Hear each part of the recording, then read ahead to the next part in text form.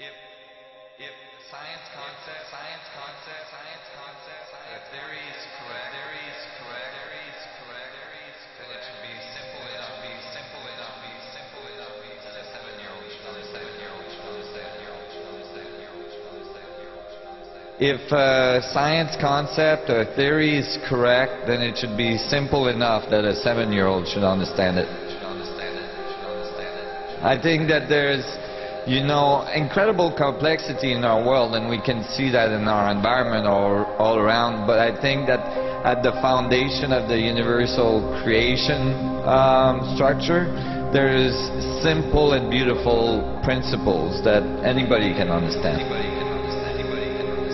It's equations that are attempting to unify physics, and as a result it unifies everything. Space, the vacuum, the space between things, the space between planets and stars and galaxies, or the space between atoms in a molecule, or the space inside the atom, which is 99.99999% space, is not empty. It's full. We're bathing in a fundamental energy that's at the source of all of creation. And actually, this was known by many ancient civilizations all around the world in earlier time, and then was kind of lost through the advancements of physics, and I think we're coming back to it now, realizing that in quantum theory it's called vacuum fluctuations, and when they were discovered, when we tried to analyze how much of these fluctuations, how much energy there was in the space inside the atom, we found that it was infinitely dense with energy, that the vacuum, that space inside the atom is not empty at all, but full of energy. Right around us right now, there's all sorts of, you know, microwaves and radio waves and all this stuff, and we think there's nothing, you know, until we take a radio station, for instance, and tune it in, and then we hear a voice, and we realize, yes, there's, you know, radio waves going around, and so on. It's a little bit like that. We look at the vacuum, we look at space, and we think it's empty. But in it, embedded in it, is this incredible energy that my theories are starting to show is actually the source of everything, the source of all the material world, which is mostly space. When we're talking about this stuff, you know, all of our material, we're made out of 99.99999% space, and that space is full of all this information. And it is the medium that connects all things. All the other protons in the universe, all the other atoms in the universe are holographically expressed within one proton, showing that it's all interconnected. Look at all the great masters that walked the earth and tried to teach us new ways of being and expand our mind and expand our consciousness. They all talked about turning inwards. It has always been there in so many ancient traditions. Now we've got the yardstick, now we've got the measuring scale, so that we can understand the whole thing, because, you know, this realization that we're actually bathing in a field that connects all things, and it's holographic and fractal in nature, so from analyzing a piece appropriately, we can understand the whole. Now if you start to understand that there is an energy available everywhere that makes everything we see, now all you got to do is understand how that energy works, and then reproduce that in laboratory, and all of a sudden you would have access to an incredible amount of energy.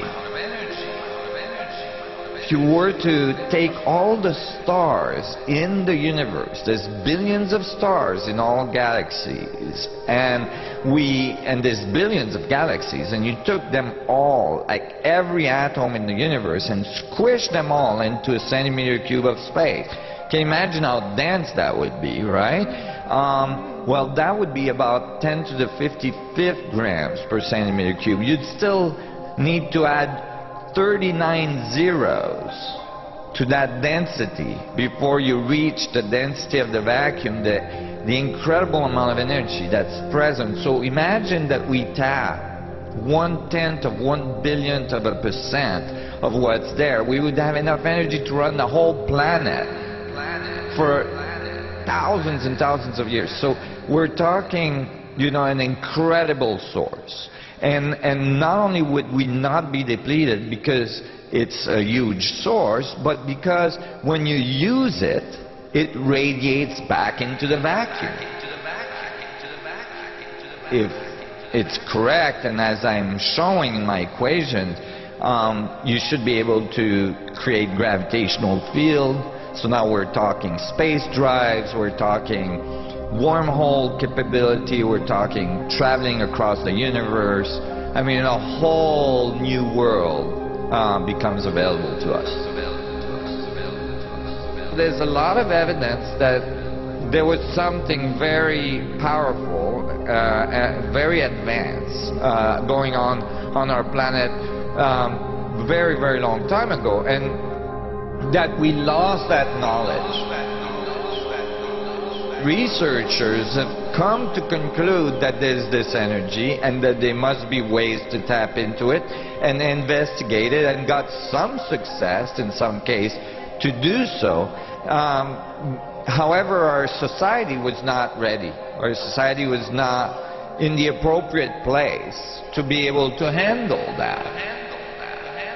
There was not really any reason to think that we needed to find new sources of energy. We had petrol, you know, and oil, and, you know, at the time it was thought that we were most likely never going to run out, you know, and so on. So in general, there was no tension, the tension necessary to make that happen. However, now is a completely different scenario. You know, the world is awakening. You know, look at all the manifestations that are going around the world. People are tired of this oppressive structure that we've constructed for ourselves. And they're wanting the change to happen. And part of that is bringing this new technology, this new understanding, and this new power into the world. And it's an exciting moment. And it can be, we can have some birthing pains, you know, with it. You know, a new being, a new society is trying to emerge. So it can be a little difficult at first, but I think we have a beautiful future. Governments in general have enormous budget for black budget organization and so on. So yeah, they have a lot of that. However, do they have the consciousness to be able to understand the universe at that level? And, you know, it is another question.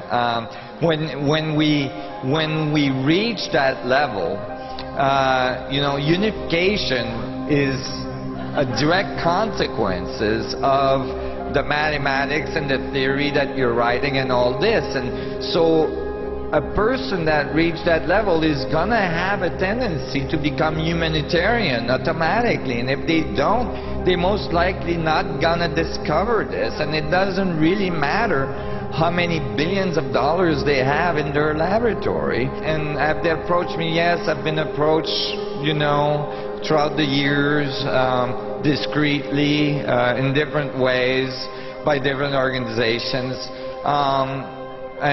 You know, I'm for the people, with the people.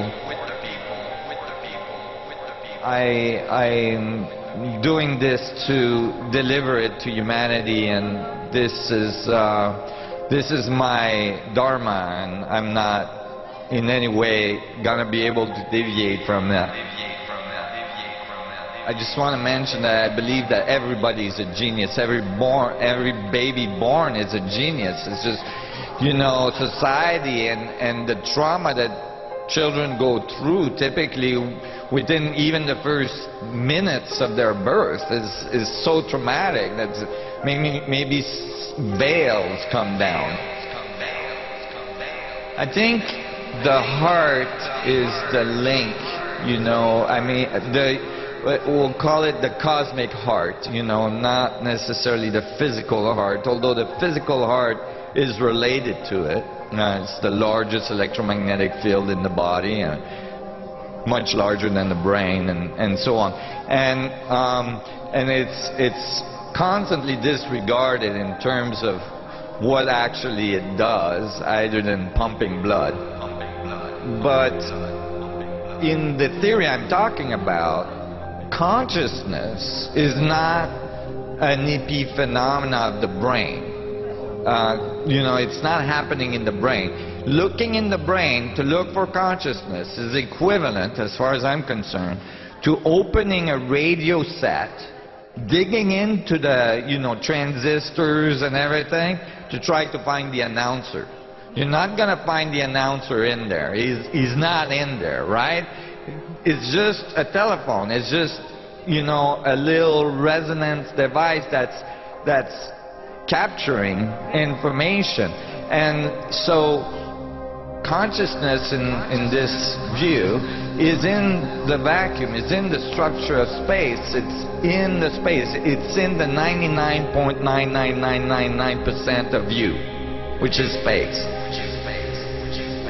And the brain is just the telephone, is just tuned in to frequencies that are specific to you and that are downloading very specific information that is you. And so that really, you know, changes the picture. And so when you think of the heart, you can think of maybe the point of singularity, the link